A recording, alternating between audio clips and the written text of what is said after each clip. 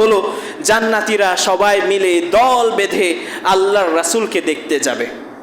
যখন জান্নাতীরা একসাথে আল্লাহ রাসূল সাল্লাল্লাহু আলাইহি ওয়াসাল্লাম কোনো একদিন সাহাবীদেরকে নিয়ে বসেছিলেন, তিনি বলছিলেন ওয়াদাতু আনা ক্বাদ রাআইতু ইখওয়ানানা, তিনি বলছিলেন আমি যদি আমার ভাইদেরকে দেখতে পেতাম।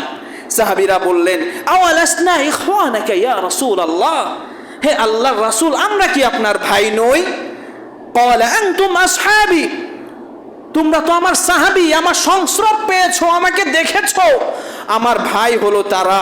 ওয়া ইখওয়ানুনা আল্লাযীনা লাম ইয়াতু বা'দু, যারা এখনো দুনিয়ায় আসেনি, যারা এখনো জন্মগ্রহণ করেনি, তারা হলো আমার ভাই।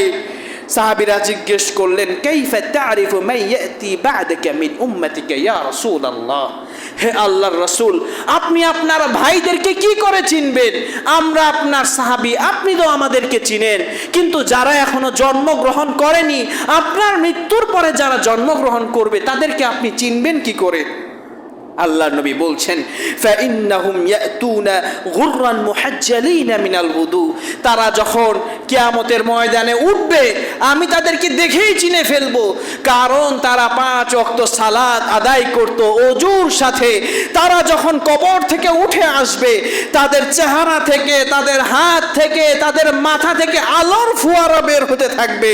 ওয়া আনা ফারাতুহুম আলাল হাউদি, আর আমি থাকবো হাউজে কাউসারের নিকটে, আমি তাদের হাউজে কাউসারের পানি পান করাবো।